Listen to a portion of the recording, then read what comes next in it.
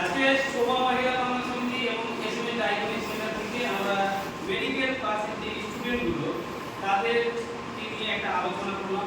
একটা স্বাস্থ্য সম্বন্ধে কীভাবে আমরা সাধারণ মানুষকে বার্তা দিতে পারি এবং পুরো ভারতবর্ষে যারা মেডিকেল পার্সনে সে যে কোনো দপ্তরে হোক না কেন যারা স্টুডেন্ট রয়েছে বা যারা ডাক্তার রয়েছে তারা যেন সেইখানকার এরিয়ার মানুষের স্বাস্থ্য সম্বন্ধে বার্তা দিতে পারে বা তাদের সেবা দিতে পারে সেই চিন্তা ভাবনা নিয়ে আজকে আমরা প্রোগ্রাম করেছি। এবং আমরা আজ থেকে এই বিষয় নিয়ে আলোচনা করলাম। অনেক দুস্থ গরিব দরিদ্র মানুষ আছে যে টাকা পয়সা জন্য চিকিৎসা করাতে পারছে না, রক্ত পাচ্ছে, রক্ত সমস্যা হচ্ছে বা অপারেশনের মধ্যে হচ্ছে। তো আমাদের গভর্নমেন্ট বা আমাদের যে সঙ্গে যে সমস্ত নার্সগুলো ভালো ভালো নার্সগুলো যুক্ত আছে সেই সমস্ত নার্সগুলো তাদের জন্য কিছু অপারেশন বা চিকিৎসা বা তাদের রক্ত দরকার বলে আমরা সকলে মিলে যেন তার রক্ত ব্যবস্থা করে দিতে পারি সেটাকে নিয়ে সমস্ত মেডিকেল পার্সন স্টুডেন্ট ভাইদেরকে নিয়ে আজকে আলোচনা করলাম। এবং সিনিয়র পার্সনগুলো আমাদের সঙ্গে রয়েছে, বাবু ভাই রয়েছে, আপনার নাম মুস্তাফিজুর রহমান, তাহাসিন, এবং সকলে আমাদের সব একটা পরিবারের মতন আজকে আমরা সম্বন্ধে বেঁধে গেলাম।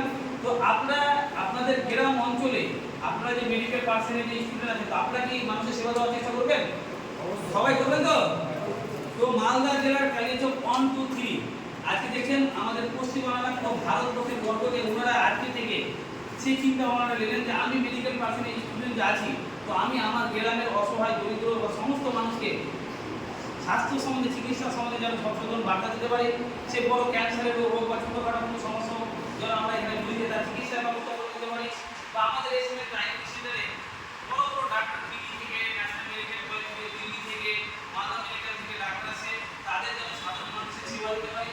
এবং উন্নত মানের মেশিনও রয়েছে তাদের যেন একদম সামান্য কম করে দিতে যেন ভালো রিপোর্ট ভালো চিকিৎসা যে ডাক্তার করার পর অনেক সময় রিপোর্ট আমাদের দুর্বল আছে, চিকিৎসাও দুর্বল হয়ে যায়। তো আমরা সঠিক রিপোর্টও দিয়ে যেন চিকিৎসাটা তারা সুন্দর করতে পারি। তো এই চিন্তা ভাবনা রেখে আজকে আমরা সমস্ত মেডিকেল পার্সন স্টুডেন্টকে প্রোগ্রাম করলাম। তো আমরা এই প্রোগ্রামে আমাদের যে চিন্তা ভাবনা সেটাকে আমরা সিনিয়রের মাধ্যমে তুলে ধরি আমাদের মেডিকেল পার্সনের সিনিয়র একজন। তো আপনাকে কেমন লাগছে এই চিন্তা ভাবনা? আমরা সমাজ সেবা করি, এটা সমাজ সেবা। তার জন্য সবাই যদি একসঙ্গে আমরা ঝাঁপিয়ে পড়ি তাহলে জিনিসটার ব্যাপারটা বেটার হয়।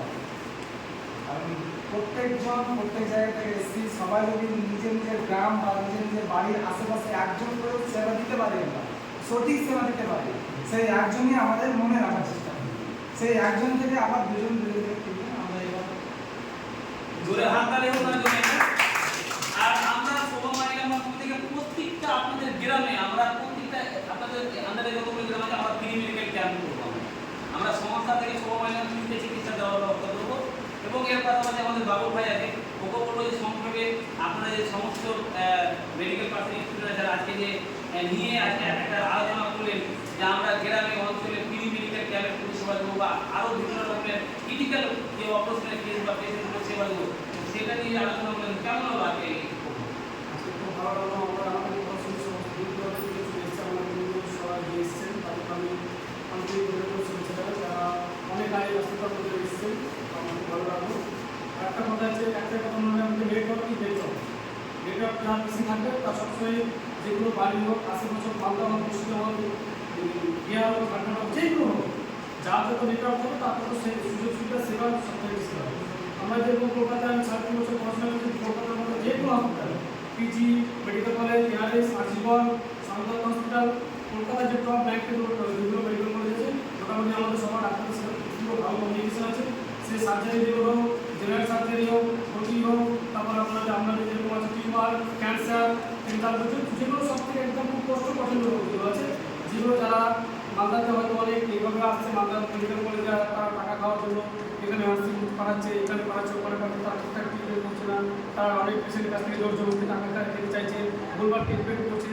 আমাদেরকে একটা কথা বলতে হবে, তুমি যেরকম বাড়িতে তোমার বাড়ি যেরকম এখানে যে কোর্স করেছে, হয়তো কেউ প্যারামেডিক্যাল, কেউ নার্সিং, কেউ হয়তো অন্যান্য যারা কোর্স করেছেন, তারা একটাই মানুষের পাশে থাকবে, মানুষকে বুঝাবেন যে হ্যাঁ আপনারা কারা যারা দুস্থ আছে, যারা টাকা পয়সা অভাবে বাড়িতে কেউ অসুখ নিয়ে বুঝছে, তার অনেক ছোটো অসুখ থেকে বড় হচ্ছে, ওই অসুখ নিয়ে মারা যাচ্ছে। এমনকি তুমি যেখানে থাকছো সেখানে তোমাকে নিয়ে যেতে তুমি মানুষকে সুযোগ করতে পারে, যাতে তোমাকে অনুপ্রাণ করতে হয় যে আমার পাশে ছেলে আমাকে সাহায্য করেছে, পরবর্তীকালে ওই সাহায্য করার কারণে যাতে 5টা বা পারিবারিক যারা আছে তারা যাতে সবাইকে এটা এক সময় একসাথে হতে হবে, একাই কোনো কাজ করা যায় না। ওটা ভারত জাতীয় কাজ করছে, প্রত্যেকটা মুখ্যমন্ত্রী হোক আর কিছু এমপি হোক প্রত্যেকটা জায়গায় বিভিন্ন জায়গায় ভাগ করা রয়েছে।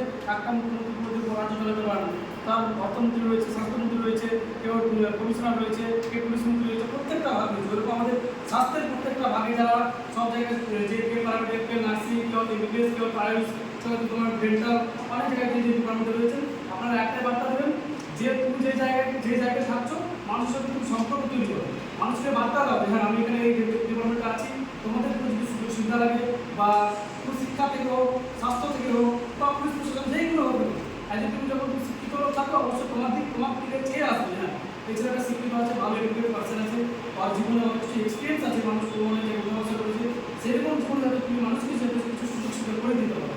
শুধু খেয়ে দিয়ে মরে গেলাম কোনো লাভ নেই, এমন কিছু করো জীবনে যাতে মরার পর তুমি মঙ্গল থাকো। শুধু 60 বছর টাকা পয়সা এইখানে গেলাম ঘুরলাম ফিরলাম হোটেলে ঘুরলাম কোনো লাভ নেই। এমন কিছু করো যাতে 60 বছর জীবনে যাতে তোমার 7000 বছর যাতে বাঁচলো, তোমার দুনিয়াতে মানুষ যতদিন বিচার তার পর্যন্ত বলে যে মুখ ছেলে একটা ছিল, এইরকম মানুষের পাশে থাকতো।